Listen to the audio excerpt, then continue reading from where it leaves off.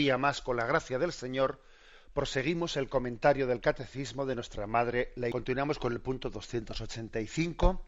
En él se habla de cómo la visión cristiana de la creación del mundo, del Dios creador que crea de la nada, pues se confronta, se contrapone, convive al mismo tiempo con otras visiones. Unas hemos dicho los mitos que están en el origen de otras religiones, de otras culturas. En segundo lugar, dice, algunos filósofos han dicho que todo es Dios, que el mundo es Dios, o que el devenir del mundo es el devenir de Dios.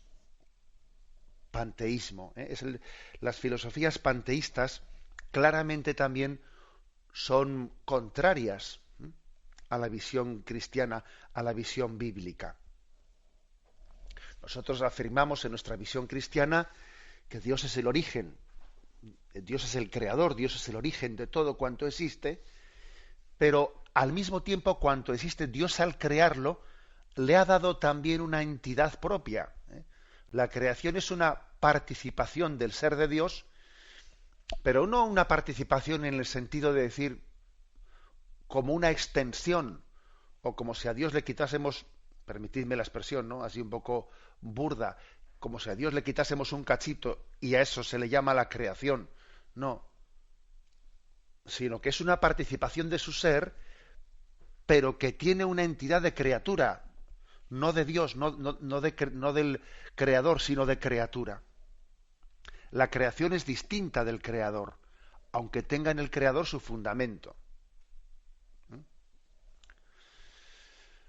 Bueno, esta diferencia tan grande entre la criatura, entre la visión creacionista y la visión panteísta, supuso que en la historia de la Iglesia hubiese muchos predicadores que tuviesen que utilizar todos sus esfuerzos y sus apologías frente al panteísmo. El panteísmo hoy en día especialmente está afincado en concepciones orientales. Pero, digamos, en la historia de la filosofía también ha habido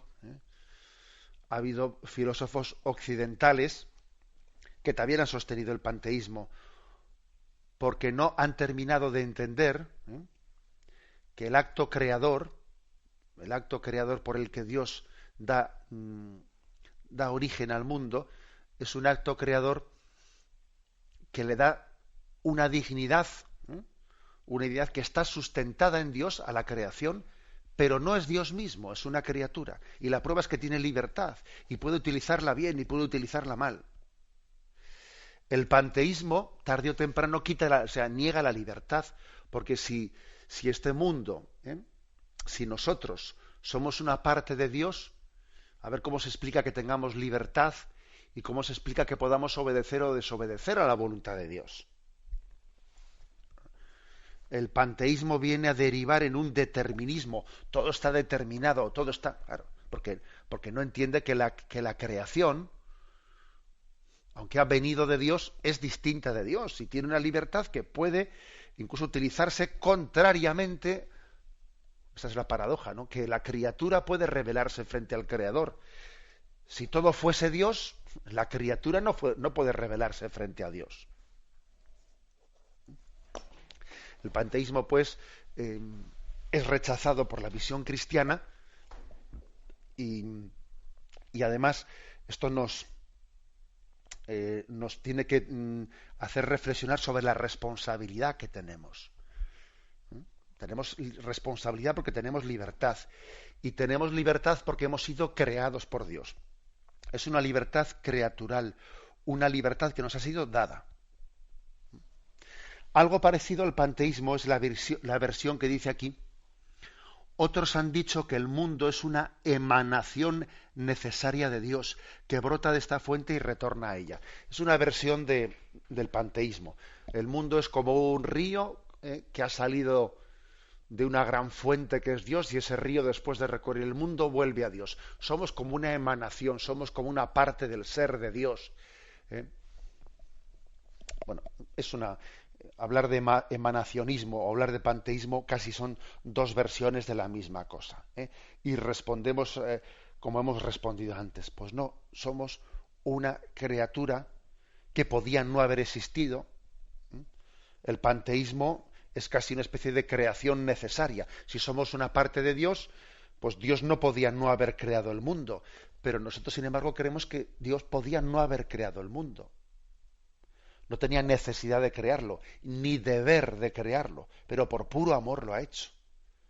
La creación es una decisión libre de Dios, mientras que el panteísmo y el emanacionismo, pues claro, eso de libre no tiene nada, porque es como el río que brota necesariamente del mar, ¿no? Bien, más concepciones incompatibles.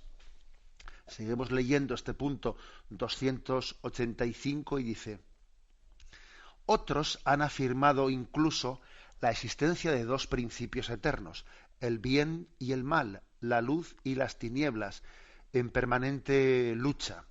Dualismo, maniqueísmo o, según algunas de estas concepciones, el mundo, al menos el mundo material, sería malo, producto de una caída, y por tanto que se ha de rechazar y superar. Es la gnosis o el gnosticismo.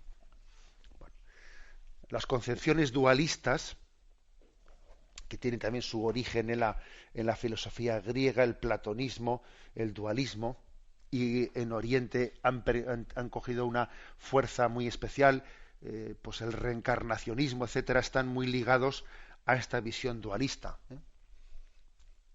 Las religiones orientales, el hinduismo, el budismo, etcétera, tienen una concepción muy marcadamente dualista. El Dios del bien y el Dios del mal.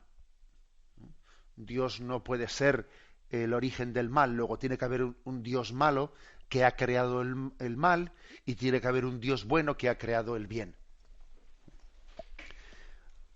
En un momento determinado puede ser una concepción atrayente, en el sentido de que podría dar explicación a muchas cosas, pero eso sería asumir una concepción ridícula de Dios, una concepción desde luego incompatible con la visión del Dios todopoderoso, creador de cielo y tierra, del Dios infinito. Si Dios es infinito, si Dios es omnipotente, no puede haber dos dioses, y un Dios bueno y un Dios malo. ¿Y por qué no elimina a Dios el Dios malo?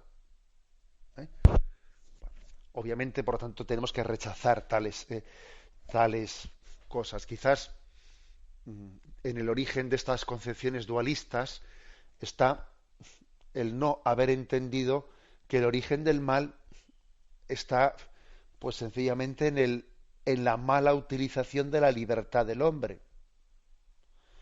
Que Dios, al habernos hecho libres, pues en esa libertad hay una posibilidad, una potencialidad de dignificar al hombre y de glorificar a Dios, pero al mismo tiempo también nuestra libertad puede ser, como de hecho ha sido, ¿no?, la causa de que introduzca el mal en el mundo.